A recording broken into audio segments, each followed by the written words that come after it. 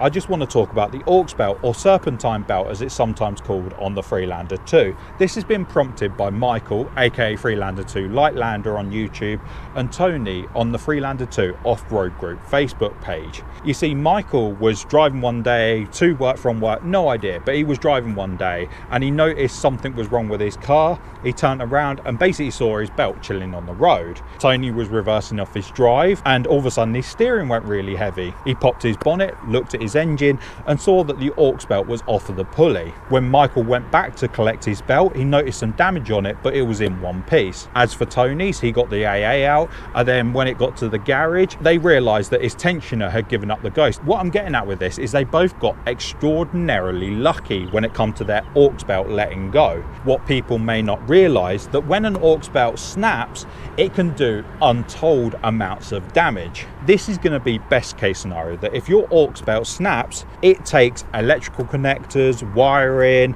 and snaps the fuel line. It takes all that with it. That's best case scenario. And you might think, well, that sounds bad.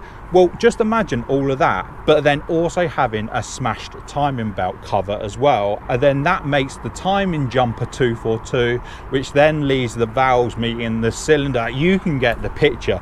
That's a huge amount of damage, all from one singular belt just letting go. So my top tip for you is keep an eye on changing your aux belt, but also in between then service points between changing it, also keep an eye on the condition of it in between. Make sure it's still good, make sure it hasn't got any damage. You see, there's many things underneath the bonnet that could lead to damaging the belt. You could get debris, like if you're off-roading or anything like that, a stone flick up even from the road, and it just catches the belt and puts a nick in it, for example.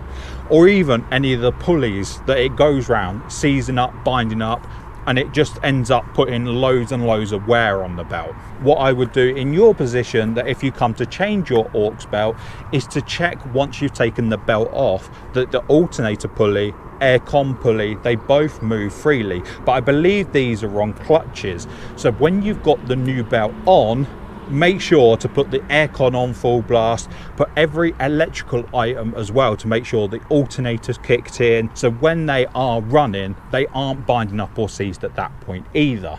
And lastly, if you do come to change the belt, it's well worth sticking a new tensioner and idler pulley on there as well. For what they cost, just change all three items: aux belt, tensioner, idler pulley.